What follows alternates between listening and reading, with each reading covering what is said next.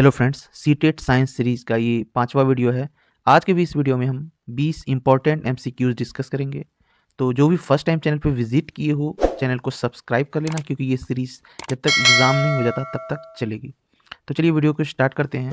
तो आज का पहला क्वेश्चन है कि निम्नलिखित में से कौन सौर परिवार का सदस्य नहीं है। क्वेश्चन कह रहा है कि कौन सौर परिवार का सदस्य नहीं है। तो हम लोग अगर जानेंगे कि सौर परिवार में कौन कौन से सदस्य आते हैं, तो उस अनुसार हम लोग इसका राइट आंसर दे सकते हैं। तो इस क्वेश्चन का राइट आंसर हो जाएगा आपका तारामंडल, क्योंकि सौर परिवार के तारामंडल सदस्य नहीं है। तो कौन कौन से सदस्य हैं इसे हम फिगर आउट करेंगे और देखेंगे। जैसे कि सन है, मरकरी है, वीनस है, अर्थ है, मार्स है, जुपिटर है, सैटर्न है, नेपच्यून है, प्लूटो है, यूरेनस है। तो अभी प्लूटो को हटा दिया गया है क्योंकि प्लूटो इस सदस्य का हिस्सा नहीं है। अभी केवल 8 ग्रह हैं इसमें सौर परिवार में, और धूमकेतु, क्षुद्र ग्रह, ये सभी सदस्य हैं। तो ये था। और क्वेश्चन में लेकिन क्या कह रहा था कि सदस्य नहीं है। तो क्वेश्चन में सदस्य नहीं है, तो क्वेश्चन में था कि तारामंडल। नेक्स्ट क्वेश्चन है, किस ग्रह को प्रभात का तारा कहते हैं। ठीक है, अगर क्वेश्चन आप नहीं समझे तो मैं आपको समझा देता हूँ। प्रभात का मतलब होता है भोर। ठीक है, वो क्वेश्चन कहने का प्रयास किया जा रहा है कि किस ग्रह को भोर यानी सुबह और शाम का तारा कहते हैं। इस प्रकार का भी क्वेश्चन हो सकता है, इसीलिए मैंने पहले ही ये क्लियर कर दिया। किस ग्रह को सुबह और शाम का या भोर और संध्या का तारा कहते हैं। सुबह को ही प्रभात का के डिनोट किया गया। तो इस क्वेश्चन का आपका राइट आंसर हो जाएगा शुक्र ग्रह। शुक्र ग्रह को जो है सुबह और शाम का तारा कहते हैं। अब आप लोग सोच रहे होंगे कि ये कहीं ज्योग्राफी टाइप का सवाल लग रहा है, लेकिन ये कक्षा 8 में है। ठीक है, ये कक्षा 8 में आपका है। तो बढ़ते हैं अगले प्रश्न की ओर। मानव नेत्र के रंगीन भाग को क्या कहते हैं। तो आपका ऑप्शन है आइरिस यानी परितारिका, कॉर्निया, पुतली या इनमें से कोई नहीं। तो इस क्वेश्चन में आपको ये बताना है कि जो आंख में रंगीन वाले भाग होते हैं वो कौन डिसाइड करता है, आइरिस, कॉर्निया या पुतली। तो इस क्वेश्चन का राइट आंसर हो जाएगा आपका आइरिस। आइरिस ही जो होता है वो रंगीन भाग होता है, किसी का ब्राउन होता है, किसी का ब्लू होता है। तो आइए देख लेते हैं मानव नेत्र में कौन कौन से भाग होते हैं। ये है मानव नेत्र। मानव नेत्र में आपको इंपॉर्टेंट चीज़ सिर्फ याद रखना है। आपको याद रखना है आइरिस, जो कि आपका कलर डिसाइड करता है। ठीक है, कलर वाला भाग है। उसके बाद है ये आपका कॉर्निया। ठीक है, ये है आपका पुपिल यानी पुतली जिसको बोलते हैं हिंदी में। ये है आपका लेंस। ठीक है, ध्यान रखिएगा कि मानव नेत्र में जो होता है उत्तल लेंस होते हैं। ठीक है, ये बात आप ध्यान रखिएगा। ये है रेटिना जिस पर इमेज बनते हैं। उसके बाद ये है आपका ऑप्टिकल नर्व, जो कि जो भी वस्तुएं हम लोग अपनी आंखों से देखते हैं उसका संदेश हमारे मस्तिष्क तक पहुंचाता है। ठीक है, ये है विट्रस, इसमें विट्रस बॉडी है ये। ठीक है, और बाकी सब चीज़ को आपको उतना याद नहीं रखना है। हाँ, ये चीज़ ध्यान में रखना है, सिलियरी बॉडी एंड मसल्स। ठीक है, सिलियरी बॉडी एंड मसल्स के बीच जो ही होते हैं लेंस होते हैं। ठीक है, ये सभी चीज़ें आपको ध्यान में रखनी है। और एक बात ध्यान में रखना है कि जो लेंस होते हैं मानव नेत्र में, वही क्या करते हैं, फोकस दूरी को बढ़ाने या घटाने में मदद करते हैं लेंस। ठीक है, अब आई के बारे में कुछ और चीज़ जान लेते हैं जिससे सवाल बनते हैं आपके सीटेट में। तो दृष्टि दोष से रिलेटेड सवाल बनते हैं। तो 2 दृष्टि दोष से ज़्यादा सवाल बनते हैं ज़्यादातर, एक निकट दृष्टि दोष और दूसरा आपका दूर दृष्टि दोष। तो निकट दृष्टि दोष डायरेक्ट डायग्राम की मदद से हम लोग समझेंगे, जिससे आपके मेमोरी में यह काफ़ी सेट हो जाएगा और जल्दी मिस्टेक नहीं होगा। देखिए, नॉर्मल विज़न इस प्रकार का होता है। जब भी कोई वस्तु देखते हैं तो रेटिना पे बनता है इमेज, जैसा कि आपको पता है, मैंने बताया पीछे अभी। उसके बाद ये निकट दृष्टि दोष में क्या होता है कि जो फोकस दूरी है यानी प्रतिबिंब रेटिना पे नहीं बन के उनसे आगे बढ़ने लगता है, जिनकी वजह से हमें क्या होती है कि दूर की वस्तु हमें दिखाई नहीं देने लगती है। ठीक है, उसके बाद इस दृष्टि दोष को दूर कैसे किया जाता है। तो ये जो आप अवतल लेंस देख रहे हैं, अवतल लेंस का चश्मा लगाकर फोकस दूरी जो है फिर से फोकस कहाँ पे बनता है, रेटिना पे बनने लगता है, और फिर करेक्शन हो जाता है, यानी हमें दिखने लगती है स्पष्ट। इसका थ्योरी देख लेते हैं। यहाँ पे इसका थ्योरी है कि इस दोष से ग्रसित व्यक्ति को दूर की वस्तु स्पष्ट नहीं देख सकते। इन दोष से निराकरण के लिए अवतल लेंस का प्रयोग करते हैं। ठीक है, चूँकि ऑलरेडी यहाँ पे है, पहले इमेज बनता था और इमेज आगे बढ़ने लगा, तो इसीलिए दूर का चीज़ और दूर हो गया और हमें स्पष्ट नहीं दिखने लगा। ठीक है, यही रीज़न था। उसके बाद है आपका दूसरा दूर दृष्टि दोष। दूर दृष्टि दोष नॉर्मल, देखिए ये कंडीशन है, देखिए नॉर्मली बन रहा है रेटिना पे इमेज। उसके बाद जब हमें प्रॉब्लम होती है तो दूर दृष्टि दोष में क्या होता है, देखिए ये बात हमेशा ध्यान रखिएगा। अगर निकट दृष्टि दोष कहे या दूर दृष्टि को जो चीज़ कहे, जैसे निकट कहे तो समझिए निकट का ही चीज़ दिख रहा है, दूर का ही नहीं दिख रहा है। अपोजिट कर दीजिएगा। दूर दृष्टि दोष कह रहा है तो दूर का ही स्पष्ट हम देख पा रहे हैं और निकट का ही स्पष्ट नहीं देख पा रहे हैं। तो क्या होता है, यहाँ ना बन के क्या बन गया, आपका फोकस दूरी पीछे बनने लगा, इमेज पीछे बनने लगा, जिससे क्या होता है, निकट से क्या होता है और दूर चला, ये पीछे चला गया फोकस दूरी, तो और निकट हो गया। देखिए निकट वाला जो व्यक्ति होता है ना, कोई भी अपने सामने कोई भी चीज़ पढ़ने को बोलेगा वो थोड़ा दूर करके देखता है। वो दूर करके क्यों देखता है, तो उसको इसका स्पष्ट दिखने लगता है। देखिए ये खुद ब खुद यहाँ पीछे चला आया इस प्रकार। इसीलिए जब हम लोग लेंस लगाते हैं, कौन सा लेंस लगा के ठीक करते हैं हम लोग, दूरदृष्टि दोष, उत्तल लेंस लगाते हैं, फिर ये जो इमेज होता है वापस फिर अपनी जगह पे बन जाता है। ठीक है, ठीक है। तो उसके बाद बढ़ते हैं अगले क्वेश्चन की ओर। अगला क्वेश्चन है कि किस प्रक्रिया के कारण श्वेत प्रकाश 7 रंगों में विभक्त हो जाती है। ठीक है, कौन सी प्रक्रिया के कारण 7 रंगों में विभक्त हो जाती है, तो ये आपका होता है विक्षेपण प्रक्रिया के कारण। विक्षेपण प्रक्रिया के कारण, जैसा कि आप जान रहे हैं जो श्वेत प्रकाश होते हैं वे 7 रंगों का मिश्रण होता है। ये बात कैसे पता चलता है हम लोग को 7 रंगों का मिश्रण होता है, जब हम लोग किसी प्रिज्म पे श्वेत प्रकाश डालते हैं तो जो विक्षेपण होता है वो 7 रंगों में टूटते हैं। क्या होते हैं वो, 7 रंगों में टूटते हैं, जिनसे हमें पता चलता है कि श्वेत प्रकाश 7 रंगों का मिश्रण है। और इसी प्रक्रिया के कारण जो होता है कि श्वेत प्रकाश 7 रंगों में विभक्त हो जाता है। ठीक है, किसके कारण, तो वो विक्षेपण प्रक्रिया के कारण। बढ़ते हैं अगले प्रश्न की ओर। अगला प्रश्न है पेट्रोलियम का कौन सा उत्पाद सड़क निर्माण हेतु उपयोग किया जाता है।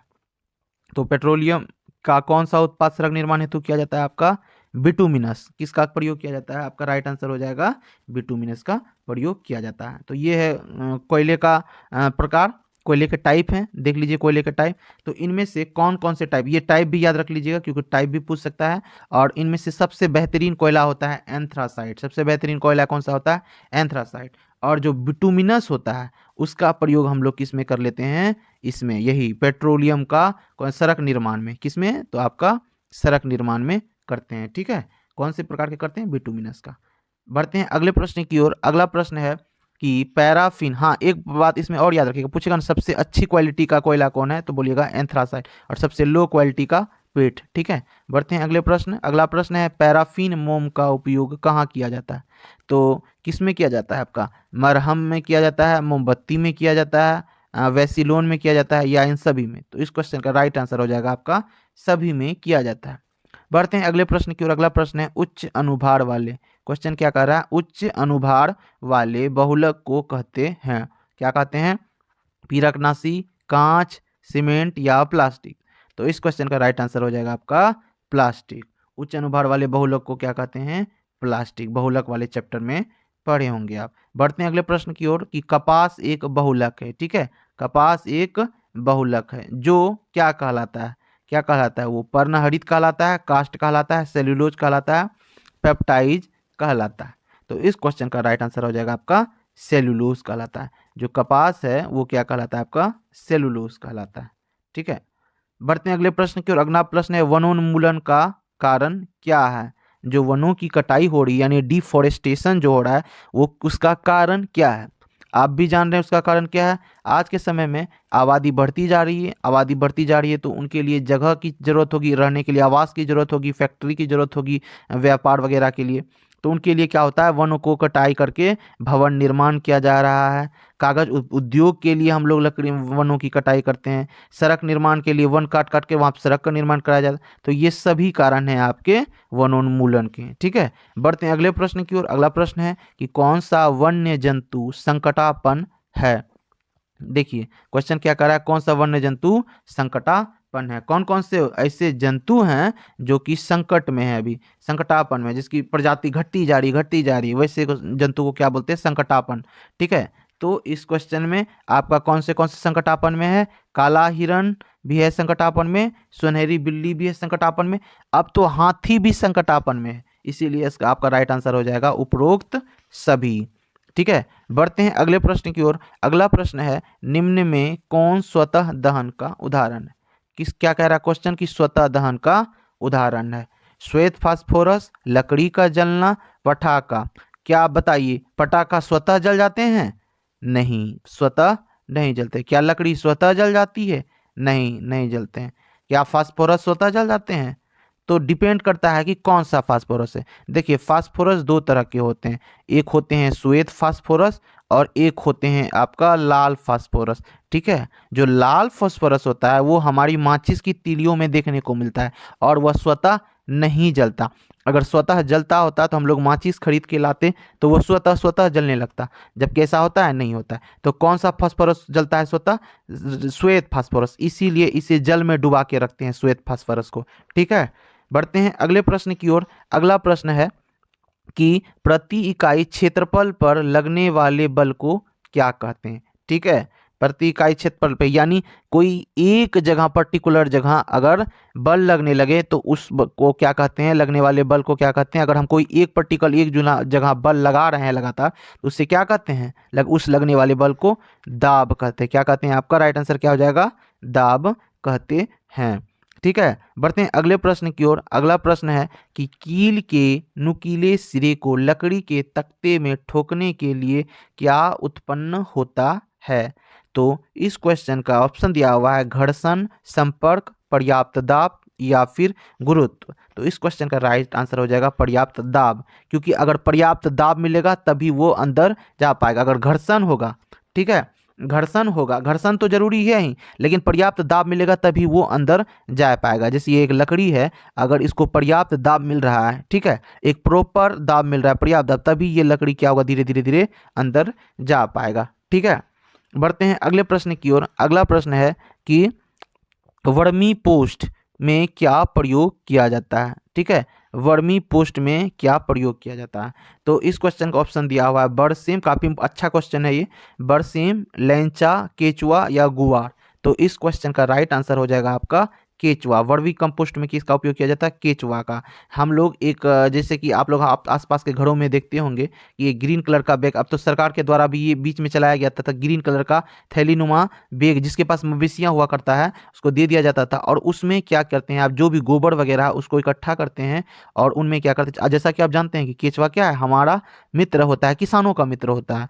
तो केचुआ क्या करता है, इसमें केचुआ डाल दिया जाता है। इसमें केचुआ डालने से केचुआ करता है उसको खा के और निकाल के उसको पूरी तरह से मिला देता है, और पूरी तरह से मिलाता है, वो जो खाद बनता है वो काफ़ी बेहतरीन क्वालिटी का खाद होता है। उनका उपयोग आप लोग खेतों में कर सकते हैं।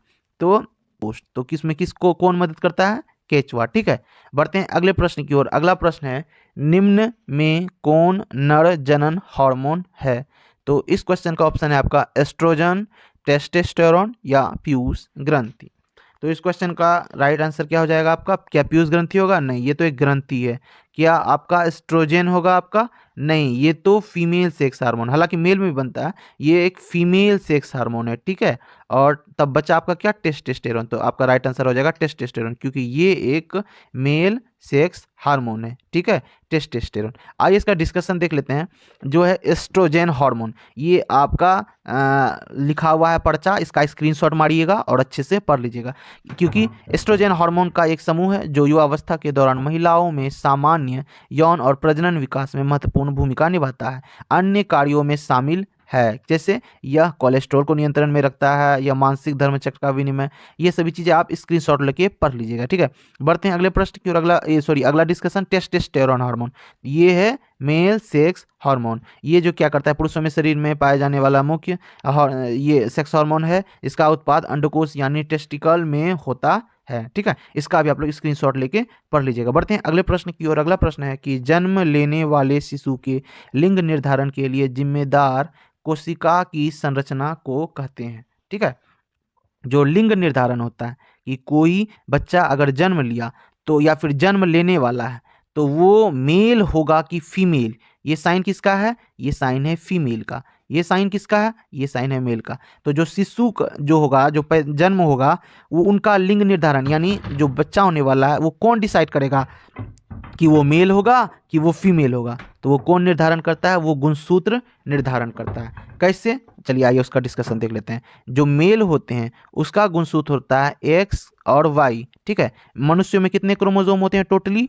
46, जिसमें से 44 होते हैं आपका ऑटोसोम, और जो बाकी 2 बच जाते हैं वो होते हैं आपका सेक्स क्रोमोसोम। उन्हीं 2 क्रोमोसोम में से मेल में होता है एक एक्स और दूसरा वाई। ठीक है, और फीमेल में क्या होते हैं, फीमेल में दोनों ही क्रोमोसोम 44 के अलावा जो ये दो होते हैं जिनको सेक्स क्रोमोसोम कहते हैं, ये होते हैं XX। ठीक है, अब आइए देखिए, अगर मेल का X क्रोमोसोम और फीमेल का X क्रोमोसोम, मेल का जो स्पर्म होता है उसमें क्या रहते हैं, X क्रोमोसोम गया, और फीमेल के अंडाणु में है X क्रोमोसोम। अगर दोनों आपस में क्रॉस किए तो क्या बन गए, XX, यानी 44 क्रोमोसोम तो जाते ही हैं प्लस XX। अगर ऐसा बन गया तो वो क्या कहलाएगा, वो क्या होगा, शिशु फीमेल होगा। और अगर अगर मेल का वाई क्रोमोसोम, मेल के स्पर्म के न्यूक्लियस में वाई क्रोमोसोम उसी में रहता है, न्यूक्लियस में क्रोमोसोम, ठीक, और फीमेल के अंडाणु में अगर एक्स क्रोमोसोम, तो परमानेंट दोनों ही है, एक्स तो एक्स ही होगा, तो अगर दोनों आपस में क्रॉस करते हैं तो क्या होंगे, एक्स और वाई, ये हो जाएंगे 44 प्लस एक्स वाई, ये हो जाएंगे आपका मेल। तो इस प्रकार निर्धारित होता है। निर्धारित कर कौन रहा है, तो आपका ये क्रोमोसोम ही ना सारा चीज कर रहा है, गुणसूत्र ही ना, तो इसीलिए क्या हो जाएगा राइट आंसर, गुणसूत्र। ये डिटेल से और भी समझा पाता अगर पेज वाइड रहता और इसके लिए लंबा टाइम चाहिए होगा। ठीक है, तो बढ़ते हैं अगले प्रश्न की ओर। अगला प्रश्न है कि खरपतवार का उदाहरण है। तो खरपतवार का उदाहरण काफी इजीएस्ट प्रश्न है, इसका आप राइट आंसर दे दिए होंगे, घास। खरपतवार क्या है, घास, और निराईकरण करके जो होते हैं खरपतवार को हटाया जाता है ताकि फसल अच्छी आ सके। क्यों, अगर खरपतवार नहीं हटाएंगे तो जो भी आप पोषक पदार्थ होंगे प्लांट के आजू बाजू में खरपतवार, वो भी शेयर कर लेंगे, जिनसे कि अगर फसल की अच्छी उपज नहीं होगी। बढ़ते हैं अगले प्रश्न की ओर। क्रोमियम किसका प्रतिरोध करता है। तो क्रोमियम किसका प्रतिरोध करता है, खरोचों का। ये प्रश्न काफी अल्टर लगा होगा बहुत बच्चों को, लेकिन मैं बता दूं क्या होता है। जो क्रोमियम होते हैं ना, उसका लेप चढ़ाया जाता है ताकि स्क्रैच से बचे, उसी को बोला जाता है खरोचो, समझे। खरोच के में क्रोमियम, खरोच ना लगे, यानी स्क्रैच प्रूफ नहीं, स्क्रैच प्रूफ का नाम सुने हैं, जो स्क्रैच नहीं लगता है, तो उसमें क्रोमियम का ही ये चढ़ाया जाता है। तो किसका प्रतिरोध करता है, प्रतिरोध यानी विरोध किसका करेगा, खरोचों का। ठीक है, तो नेक्स्ट प्रश्न पे चलते हैं। नेक्स्ट प्रश्न है कि लवणों के मुक्त होने के कारण कौन सा जलहीन चालक है। तो इस क्वेश्चन का आपका राइट आंसर हो जाएगा, लवणों के मुक्त होने के कारण कौन सा जलहीन चालक है, तो आसुत जल हो जाएगा इसका राइट आंसर। ठीक है, तो बढ़ते हैं अगले प्रश्न की। ये था आपका आज का आखिरी प्रश्न, और आज का ये सीरीज अच्छा लगा हो तो वीडियो को लाइक, शेयर और सब्सक्राइब जरूर करना। तो मिलते हैं नेक्स्ट वीडियो में।